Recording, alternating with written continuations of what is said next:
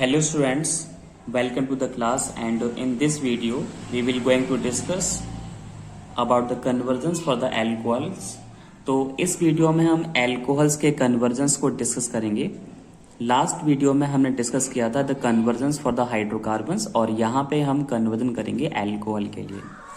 तो यहाँ पे हमने लिया हुआ है मिथेनॉल जो कि एल्कोहल सीरीज का सबसे छोटा होमोलोगस मॉलिक्यूल है एंड सबसे पहले हम इसके रिएक्शन जो है वो PCl5 यानी कि फास्फोरस पेंटाक्लोराइड के साथ करेंगे।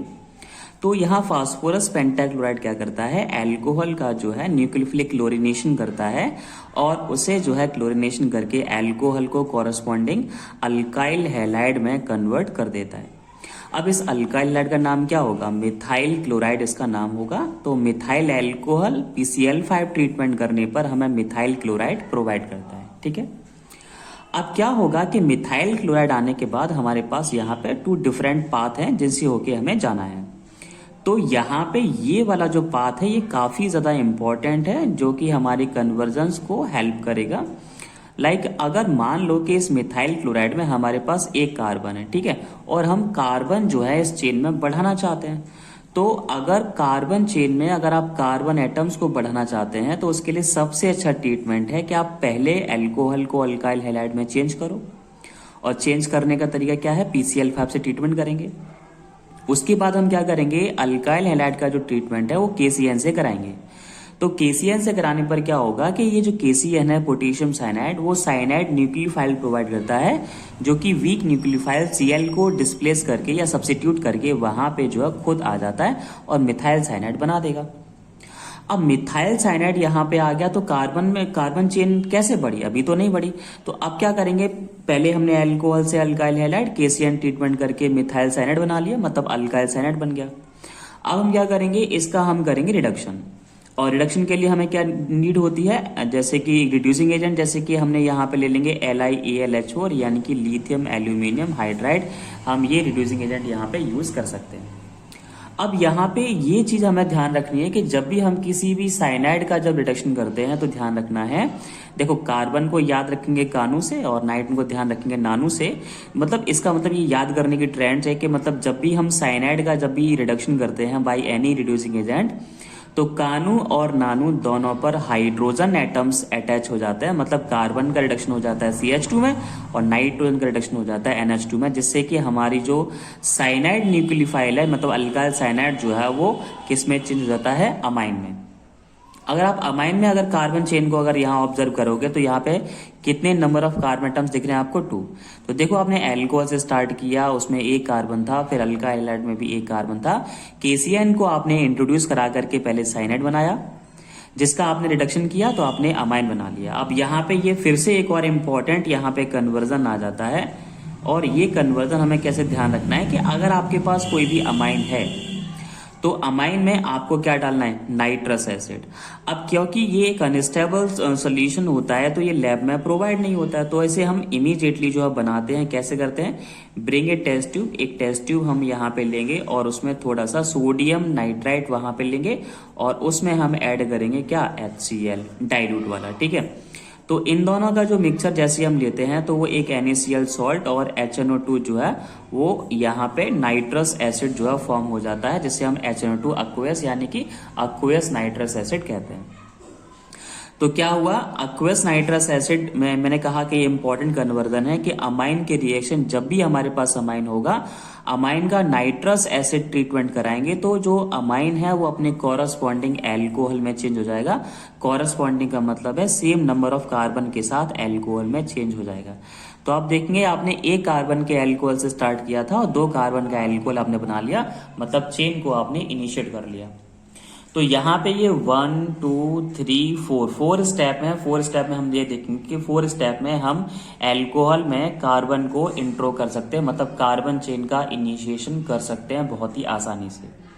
कैसे किया, एल्कोहल लिया, PCl5 treatment alkyl halide, alkyl halide का KCN ट्रीटमेंट से alkyl cyanide. On reduction, it will convert into the amines. Now, this amine on treatment with the nitrous acid, it will be changed into the corresponding alcohol. तो यहाँ पे alcohol से दूसरे alcohol में मतलब number of larger alcohol में आने में हमें एक पाथ तो ये है, एक दूसरा पाथ भी है, इस तरह से भी हम आ सकते थे। But this is not a very suitable method, क्योंकि यहाँ पे बहुत ही डिफिकल्टीज और सरकमटेंसेज जो है वो डिटरमाइन करेंगे कि एल्कोहल बनेगा कि नहीं बनेगा। जैसे कि अगर एल्कोहल का PCl5 ट्रीटमेंट से आपने अल्काइल हैलाइड बनाया, फिर यहाँ पे वुड्स रिएक्शन करेंगे, और वुड्स रिएक्शन करने पर क्या हो, वुड्स रिएक्शन कब होती है, जब अल्काइल हैलाइड की रिएक्शन सोडियम मेटल से कराते हैं in presence of ether, diethyl ether. तो इसके 2 मॉलिक्यूल्स क्या करते हैं, रिएक्ट करते हैं, और वो वहां पे जो मिथाइल फाइल है वो दूसरे अल्काइल हैलाइड से रिएक्ट करके क्या बनाती है, एल्केन, जो कि हमने हाइड्रोकार्बन में कन्वर्जन में सीखा था। तो मिथाइल क्लोराइड वुड्स रिएक्शन करके हमें क्या प्रोवाइड करेगी, एल्केन प्रोवाइड करेगी। और लास्ट क्लास में मैंने बताया था कि जब भी आपके पास एल्केन होता है तो सिर्फ माइंड में एक ही थॉट होता है, क्या, हेलोजन लाइट। हेलोजन लाइट क्या करता है, एल्केन का हेलोजनेशन कर देता है, मतलब एक हाइड्रोजन को सब्स्टिट्यूट करके कॉरेस्पॉन्डिंग आपको अल्काइल हैलाइड दे देता है। और अल्काइल हैलाइड में आप देखोगे कि यहाँ कार्बन बढ़ चुके हैं। अब अगर आपको यहाँ पे OH इंट्रो कराना है तो क्या करोगे, अक्वेयस KOH के साथ यहाँ ट्रीटमेंट करोगे। अक्वेयस KOH क्या करता है, सब्स्टिट्यूशन करता है। अगर यहाँ पे अल्कोहलिक KOH लिया होता है तो वो क्या करता है, एलिमिनेशन करता है ना। तो यहाँ पे अक्वेयस KOH लेंगे, वो क्या करेगा, सब्स्टिट्यूशन करेगा इस Br का, और OH यहाँ पे आ जाएगा, मतलब फिर से हमें एल्कोहल मिल जाएगा। तो यहाँ पे मिथाइल एल्कोहल से इथाइल एल्कोहल लाने के हमारे पास 2 पाथ है, जो कि दोनों ही बहुत ईजी है। अब एल्कोहल फिर से आ गया, अगर मान लो कि हमें कार्बन इसमें और बढ़ाने तो क्या करेंगे, फिर से PCl5 ट्रीटमेंट करेंगे। तो क्या मिलेगा, अल्काइल हैलाइड मिलेगा। KCN इंट्रोडक्शन करेंगे तो वहां पे CN आ जाएगा, मतलब इथाइल साइनाइड आ जाएगा। फिर से रिडक्शन करेंगे तो यहाँ पे क्या आ जाएगा, अमाइन आ जाएगा। अमाइन में यहाँ पे कितने कार्बन है, 3 कार्बन है। नाइट्रस एसिड ट्रीटमेंट करेंगे तो क्या होगा कि यहाँ पे ये जो है कॉरेस्पॉन्डिंग एल्कोहल में चेंज हो जाएगा, मतलब इस बार एल्कोहल में हमारे पास कितने कार्बन है, 3। तो देखो पहले 1 कार्बन से स्टार्ट किया था, 2 कार्बन वाला, मतलब मिथेनॉल से आप इथेनॉल लेके आए और फिर आप प्रोपेनॉल लेके आए। मतलब इस तरह से हम एल्कोहल में कार्बन चेन को प्रोपेगेट कर सकते हैं और एक लार्जर मतलब नेक्स्ट होमोलोगस आप लोग बना सकते हो। अभी हम यहाँ क्या करेंगे कि अब हम यहाँ पे एक लार्जर मॉलिक्यूल से स्टार्ट करेंगे, मतलब प्रोपेनॉल से स्टार्ट करेंगे। और प्रोपेनॉल में हमने यहाँ पे K2Cr2O7 H पॉजिटिव यानी कि एसिडिक पोटेशियम डाइक्रोमेट हमने ऐड किया हुआ है। अब ये क्या होता है, ये एक ऑक्सीडाइजिंग एजेंट है, और वो भी कौन सा वाला, ये एक स्ट्रॉन्ग ऑक्सीडाइजिंग एजेंट है। स्ट्रॉन्ग ऑक्सीडाइजिंग एजेंट क्या होते हैं, the agent which provide large amount of oxygen during the chemical reaction to the substrate molecule, यानी कि ऐसे सब्सटेंस, ऐसे रिजेंट जो कि रिएक्शन में हमारे सबस्ट्रेट मॉलिक्यूल को लार्ज अमाउंट में यहाँ पे ऑक्सीजन प्रोवाइड करते हैं, जिससे कि हमारा जो मॉलिक्यूल है वो ऑक्सीडाइज हो सके।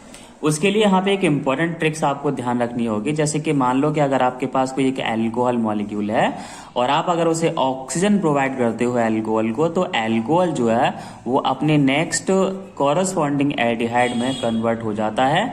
और अगर आप फिर से एल्डिहाइड में ऑक्सीजन प्रोवाइड करते हो तो C एसिड यानी कि कार्बोक्सिलिक एसिड में कन्वर्ट हो जाता है। तो मतलब एल्कोहल से एल्डिहाइड और एल्डिहाइड से कार्बोक्सिलिक एसिड बनता है। अगर इसके अपोजिटली अगर आप यहाँ पे हाइड्रोजन प्रोवाइड करते हो तो मतलब रिडक्शन करते हो, तो कार्बोक्सिलिक एसिड रिडक्शन करने पर देता है एल्डिहाइड, और एल्डिहाइड का रिडक्शन करने पर हमें क्या देता है, वापस एल्कोहल दे देता है। लेकिन जैसा कि हमने यहाँ पे क्या किया हुआ है कि प्रोपेनॉल में एसिडिक पोटेशियम डाइक्रोमेट डाला हुआ है जो कि स्ट्रॉन्ग है, तो स्ट्रॉन्ग ऑक्सीडाइजिंग एजेंट होने की वजह से ये पहले इस एल्कोहल को कॉरस्पॉन्डिंग एल्डिहाइड यानी कि प्रोपेन एल्डिहाइड में यहाँ पे कन्वर्ट करेगा। उसके बाद यहाँ पे क्या होगा, ये इसे यहाँ पे स्टॉप नहीं करेगा क्योंकि स्ट्रॉन्ग है, वो आगे तक पहुंचाएगा। आगे तक पहुंचाने का मतलब है ये आगे और प्रोपेगेट करेगा और इस एल्कोहल को एल्डिहाइड के बाद कॉरस्पॉन्डिंग कार्बोक्सिलिक एसिड में भी चेंज कर देगा। तो यहाँ पे प्रोपेनॉल से पहले प्रोपेन एल्डिहाइड और फिर यहाँ पे प्रोपेनोइक एसिड आपका बनकर आ जाएगा। अगर आपको सपोज ऐसी कोई मैकेनिज्म है, ऐसी कोई रिएक्शन है जिसमें आपको एल्कोहल से सिर्फ एल्डिहाइड पे ही रुकना है, तो then you will avoid this strong oxidizing agent at this place. In place of strong oxidizing agent you will use the mild oxidizing agent like आप यहाँ पे टॉलेंस reagent आप यूज कर सकते हैं, लाइक आप यहाँ पे फेलिंग सॉल्यूशन यूज कर सकते हैं, लाइक बेनेडिक्ट reagent आप यूज कर सकते हैं, लाइक यहाँ पे PCC यहाँ पे यूज कर सकते हैं। तो ये सब जो है वो माइल्ड ऑक्सीडाइजिंग एजेंट है जो कि एल्कोहल को सिर्फ एल्डिहाइड तक ही पहुंचा सकते हैं, मतलब एल्कोहल को एल्डिहाइड में कन्वर्ट कर सकते हैं। मतलब कि ये इतनी ही ऑक्सीजन प्रोवाइड कर पाते हैं जिससे कि एल्कोहल एल्डिहाइड में कन्वर्ट हो सके और एल्डिहाइड वापस कार्बोक्सिलिक में चेंज नहीं होता है। लेकिन कार्बोक्सिलिक तक जाना है तो आपको चाहिए होगा strong oxidising agent like potassium dichromate acetic. इसे बनाने के लिए क्या करेंगे, सबसे पहले एक टेस्ट ट्यूब में पोटेशियम डाइक्रोमेट लेंगे जो कि एक ऑरेंज कलर का एक सॉलिड सब्सटेंस होता है। उसमें हम क्या करेंगे, थोड़ा सा एसिड मिलाएंगे, यहाँ पे डाइल्यूट H2SO4 मिलाएंगे यहाँ पे और वाटर मिला करके उसे डाइल्यूट करके आप उसे यहाँ पे एसिडिक पोटेशियम डाइक्रोमेट सॉल्यूशन तैयार कर लोगे। अब यहाँ पे ये क्या है, कार्बोक्सिलिक एसिड है, नाम क्या है, प्रोपेनोइक एसिड। अब यहाँ पे क्या करेंगे, इसका PCl5 ट्रीटमेंट करेंगे, मतलब फास्फोरस पेंटाक्लोराइड से रिएक्शन करेंगे। तो क्या होगा कि यहाँ पे जो कार्बोक्सिलिक ग्रुप है, कार्बोक्सिलिक ग्रुप को अगर यहाँ पे एक्सप्लेन करेंगे तो कार्बोक्सिलिक ग्रुप होता है ये वाला, ठीक है। अब क्या होता है कि जब PCl5 से ट्रीटमेंट करेंगे तो यहाँ पे फिर से इसका न्यूक्लियोफिलिक क्लोरीनेशन होगा, मतलब कि ये जो OH जो फाइल है वो यहाँ पे Cl से सब्स्टिट्यूटेड हो जाएगी और यहाँ पे आ जाएगा Cl।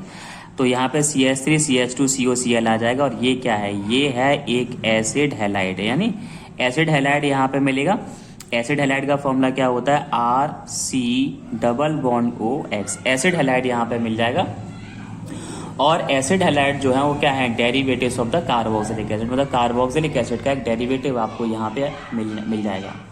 अगर आपने इसकी रिएक्शन अमोनिया से कराते हो, क्योंकि ये एसिड है ये बेस है, तो पहले यहाँ पे एक सॉल्ट मिलेगा, अमोनियम प्रोपेनोएट यहाँ पे सॉल्ट मिलेगा और फिर हम क्या करेंगे, इसे हीट करेंगे एक डिहाइड्रेटिंग एजेंट। मतलब ये क्या है, ये एक डिहाइड्रेटिंग एजेंट है बेटा, डिहाइड्रेटिंग एजेंट। और डिहाइड्रेटिंग एजेंट क्या करते हैं, वाटर रिमूवल का काम करते हैं, मतलब इस मॉलिक्यूल से वाटर का रिमूवल हो जाएगा। 2 हाइड्रोजन यहाँ से, एक ऑक्सीजन यहाँ से, तो वाटर रिमूवल होगा, जिससे कि ये जो कंपाउंड है वो किस में चल जाएगा, अमाइड में। और यहाँ पे देखो ये भी हमारे पास अमाइड था और ये भी हमारे पास अमाइड है, मतलब दोनों ही केस में हमने अमाइड बना लिया, ठीक है। अब अमाइड आने के बाद मैंने आपको अमाइड आने के बाद यहाँ पे फिर से एक और इम्पॉर्टेंट कन्वर्जन यहाँ पे देखने को मिलता है जो कि आपको हमेशा ध्यान रखना होगा, क्या, ब्रोमीन और पोटेशियम हाइड्रोक्साइड, जो कि यहाँ पे एक्वस पोटेशियम हाइड्रोक्साइड है, इसे हम ताली वाला के नाम से ध्यान रखते हैं। अब ताली वाला हमने इसे क्यों कहते हैं, याद करने की एक ट्रेंड है ये, तो बस केवल क्यों कहते हैं इसे, इसका रीजन ये है कि हम यहाँ पे जैसे ही ब्रोमीन और कास्टिक पोटास के साथ अमाइड की रिएक्शन करते हैं तो ये जो हमारे पास रिएजेंट है ये क्या करता है, अमाइड में से जो कार्बोनिल ग्रुप है उसे यहाँ पे रिमूव कर देता है। मतलब जो यहाँ पे कार्बोनिल ग्रुप जो आपको दिख रहा है इसे यहाँ से रिमूव कर देता है और ये इसको और कार्बन चेन को आपस में मिला देता है, बिल्कुल उसी तरह जिस तरह से लेफ्ट हैंड जब राइट हैंड से शेक करता है तो क्या होता है, ताली बजती है। मतलब हमें वही चीज ध्यान रखनी है कि जब आपके पास कोई भी अमाइड है, Br2KOH ट्रीटमेंट कराओ, कार्बोनिल को बाहर निकालो, NH2 को कार्बन चेन से अटैच करो, तो यहाँ में क्या मिल जाएगा, अमाइन मिल जाएगा। अमाइन मिलने के बाद हम जानते हैं कि हमारे पास क्या होता है, अमाइन यहाँ पे मिल गया है, HNO2 ट्रीटमेंट कराएंगे तो क्या मिलेगा, एल्कोहल। यहाँ भी बताया था ना आपको, जब भी हमारे पास अमाइन होता है तो HNO2 ट्रीटमेंट कराते हैं जिससे कि वो कॉरस्पॉन्डिंग एल्कोहल में चेंज हो जाता है। अब क्योंकि हमारे अमाइन में 2 कार्बन है तो एल्कोहल में भी 2 कार्बन है, यानी कि इथेनॉल मिलेगा। अगर इंस्टेंट इसी एल्कोहल को वापस आप अमाइन में चेंज करना चाहते हैं तो आप NH3 यानी कि अमोनिया के साथ रिएक्शन करेंगे जिससे कि वो वापस अमाइन में चेंज हो जाएगा। अब क्या करेंगे, इसकी रिएक्शन जो है हम CH3 CH2 CH2 MgBr से रिएक्शन कराएंगे यहाँ पे, और यहाँ पे ये जो कंपाउंड ये मिला हुआ है इसे हम कहते हैं ग्रिग्नार्ड रीजेंट। ये ग्रिग्नार्ड रीजेंट है। ग्रिग्नार्ड रीजेंट को जनरली जो है बेटा वो RMGX के द्वारा रिप्रेजेंट करते हैं। इसकी स्पेशलिटी ये होती है कि यहाँ पे इस वाले बॉन्ड को हेटेरोलिटिक बॉन्ड फ्यूजन करके हमें R नेगेटिव टाइप की न्यूक्लियोफाइल प्रोवाइड करता है, मतलब कार्बेनाइन प्रोवाइड करता है। ये एक ऑर्गेनोमेटालिक टाइप का कंपाउंड है। तो अगर आपके पास एल्कोहल है और आप यहाँ पे RMGX के साथ ट्रीटमेंट कर रहे हो और R में आप देखोगे तो ये कार्बन की जो भी चेन होती है वो R मानी जाती है, मतलब ये R है और ये MgBr है, ठीक है। तो क्या होगा, ये कार्बन चेन को क्या चाहिए, एल्कोहल से सिर्फ H चाहिए, सिर्फ H। तो ये H इस कार्बन चेन को जैसे ही मिलेगा तो यहाँ पे CH3 CH2 था ना, एक H मिल जाएगी तो क्या हो जाएगा CH3, मतलब कि ये अपना कॉरस्पॉन्डिंग एल्केन में चेंज हो जाएगा। और यहाँ पे ये जो रिमेनिंग पार्ट है जो कि पॉजिटिवली चार्ज होता है, और यहाँ पे जो रिमेनिंग पार्ट बचेगा जो कि नेगेटिवली चार्ज है, ये दोनों रिएक्शन करके क्या करेंगे, यहाँ पे ये बनाएंगे Mg यानी कि मैग्नीशियम हो जाएगा ये वाला। और यहाँ पे जो नेगेटिव पार्ट जो बचा हुआ, क्या बचा हुआ है, यहाँ से बचा हुआ C2H5O नेगेटिव यहाँ बचा हुआ है, और यहाँ पे Br यहाँ पे Br बचेगा। तो ये इस तरह से यहाँ पे मैग्नीशियम इथॉक्सी ब्रोमाइड जो है साइड कंपाउंड मिलेगा, और हमारा जो गिग्नार्ड रीजेंट का जो कार्बन चेन था वो अपना एल्केन में चेंज हो जाएगा। और जब भी हमें एल्केन मिलती है तो हमें बस एक ही चीज ध्यान रहती है, क्या ध्यान रहती है, हैलोजन लाइट। तो एल्केन की रिएक्शन जब हैलोजन लाइट से करेंगे तो इसका क्लोरीनेशन हो जाएगा और वो अपने कॉरस्पॉन्डिंग अल्काइल हैलाइड में यानी कि प्रोपाइल क्लोराइड में चेंज हो जाएगा। अब यहाँ पे ये Cl को अगर aqueous QH के साथ ट्रीटमेंट करते हैं तो क्या होगा, aqueous QH क्या करता है, सब्स्टिट्यूशन करता है। तो Cl का सब्स्टिट्यूशन करेगा OH, तो यहाँ पे क्या बन जाएगा, फिर से वापस वही एल्कोहल बन जाएगा। तो यहाँ आपने आज डिस्कस किया कि एल्कोहल के कन्वर्जन के बारे में डिस्कस किया कि एल्कोहल का कन्वर्जन करना कितना आसान होता है। तो आपको क्या करना है कि रिएक्शंस को याद नहीं करना है, आपको वीडियो के साथ साथ सेल्फ नोट्स बनाने और हर चीजों को सीखना है। यहाँ पे रीजेंट्स के बारे में ध्यान रखना है कि रीजेंट क्या वर्क करता है। आपको रिएक्शन याद नहीं करनी है, आपको रीजेंट का ट्रीटमेंट पता होना चाहिए कि अगर हम ये रीजेंट डालेंगे तो ये ट्रीटमेंट करता है, ऐसी सिचुएशन में हम ये करेंगे, अमाइड जाना है तो ये करेंगे, अगर आपको मिथाइल हटाना है मतलब कार्बोनिल ग्रुप हटाना है तो ये करेंगे। मतलब इस तरह से आपको रीजेंट की एक्टिविटी के बारे में ध्यान रखना है, जिससे कि आपके लिए कन्वर्जन करना काफी आसान हो जाएगा। अब हम नेक्स्ट वीडियो में नेक्स्ट एल्डिहाइड के लिए कन्वर्जन के बारे में डिस्कस करेंगे। तो आप हाइड्रोकार्बन और ये एल्कोहल के कन्वर्जन के लिए आप एक सेल्फ नोट्स तैयार करेंगे, जिससे कि आपको और अच्छे से ये कन्वर्जन आ जाएंगे। अगर इनसे रिलेटेड अगर कोई डाउट हो तो मुझे कमेंट बॉक्स में कमेंट करेंगे, मैं उसका सॉल्यूशन जो है आपको नेक्स्ट वीडियो में प्रोवाइड करूंगा। Thank you for watching this video, share and subscribe my YouTube channel.